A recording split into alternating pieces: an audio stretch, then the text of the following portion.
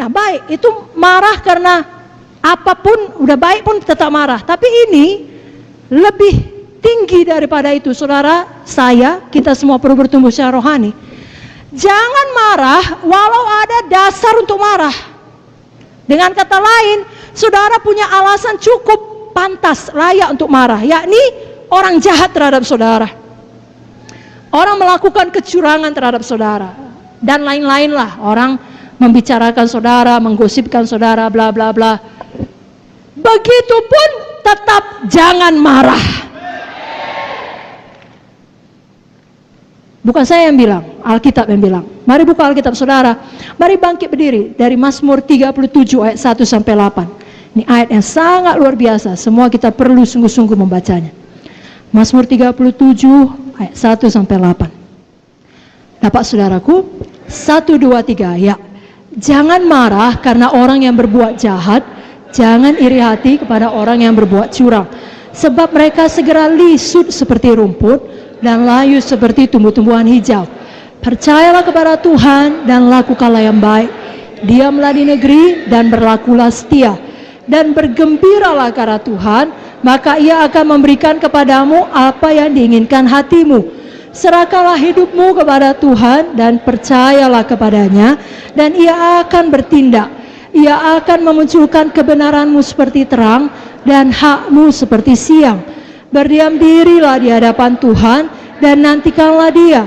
Jangan marah karena orang yang berhasil dalam hidupnya, karena orang yang melakukan tipu daya.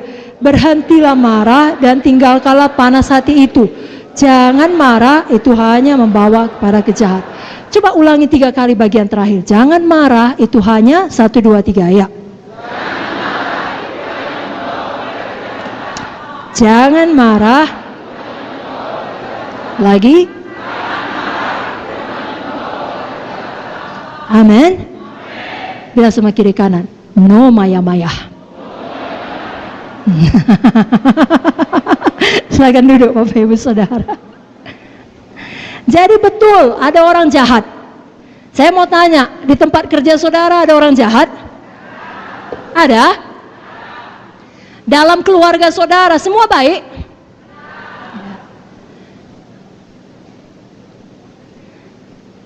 Di mana saudara beraktivitas, apakah di situ ada orang yang berbuat curang? Pantaskah kita marah?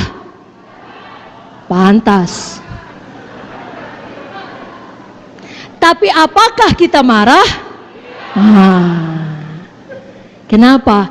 Karena Roh Kudus di dalam. Kita tidak mau mendukacitakan Roh Kudus. Pendapat siapa lebih berharga? Pendapat dia atau pendapat Roh Kudus? Dia bilang, itu bapak itu, ibu itu, atau kakak itu, abang itu, itu dia itu penipu itu. Tapi Roh Kudus bilang, kau orang yang sangat diberkati, aku mengasihi engkau. Lalu orang tersebut kemudian bilang, itu pemalas, itu jahat itu, namanya aja PKS, namanya aja PSE, banyak utangnya itu. Panas hati kita, padahal udah kita lunasi semua utang kita. Itu hidup lama kita, lalu memarah kita sama dia. Roh Kudus bilang, kau sangat dikasihi, kau luar biasa, kau anakku yang kekasih. Yang mana yang kita dengar?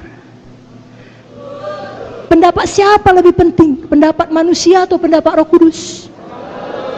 Siapa Tuhan kita? Ucapan dia atau ucapan Roh Kudus yang memang adalah Tuhan Tritunggal? Siapa Roh Kudus? Itu Tuhan kita. Percayalah kepada Tuhan. Diamlah di negeri. Lakukanlah yang baik. Ia akan memunculkan kebenaranmu seperti terang dan hakmu seperti siang. Jadi Roh Kudus di dalam kita menyanggupkan kita untuk bersabar. Jangan kita lawan Roh Kudus tersebut dengan sengaja mengeraskan hati dan mendukacitakan dia. Buku Amsal lagi-lagi memberikan banyak petunjuk. Dalam Amsal 14 ayat 29 dikatakan, orang yang sabar besar pengertiannya, tapi siapa cepat marah membesarkan kebodohan.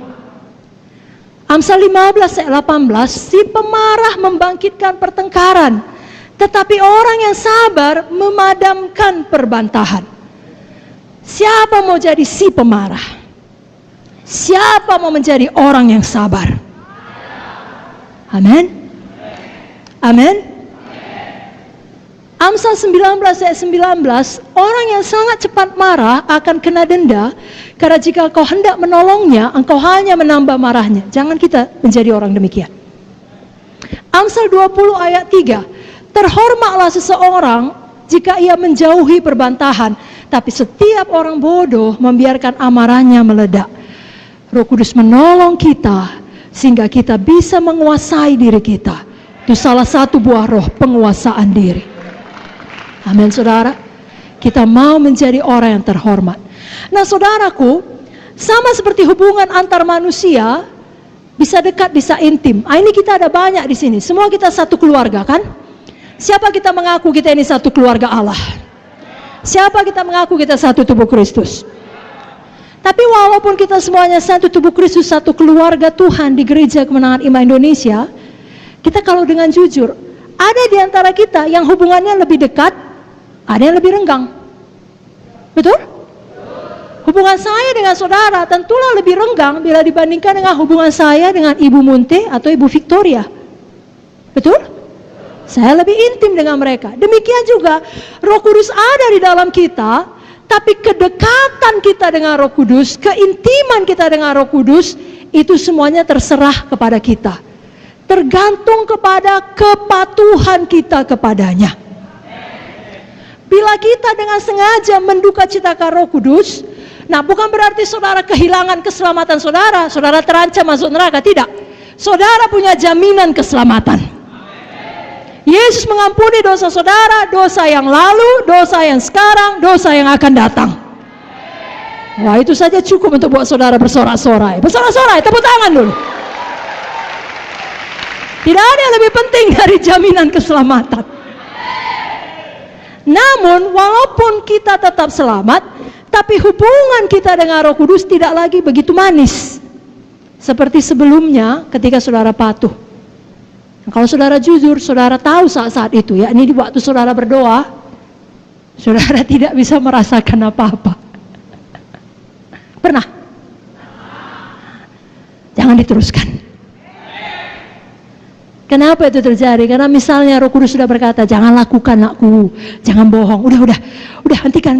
Itu gosip nakku. Roh Kudus bilang, nakku jangan gitu. Kalau mau bilang sungguh-sungguh, jangan pura-pura, jangan hidup dalam kegelapan, jangan sembunyi-sembunyi. Lurus saja, tetap juga belak-belik. Roh Kudus bilang, sabar nakku, jangan meledak. Tapi kita keraskan hati. Lalu itu membuat Roh Kudus berduka cita. Saudaraku, saya mau katakan, saudara bisa bebas dari ikatan dosa. Bukan hanya bohong, bukan hanya marah, apa saja. Kalaupun masih ada di antara saudara punya dosa-dosa yang terselubung, saudara bisa bebas. Kalau saudara mau jujur pada Roh Kudus.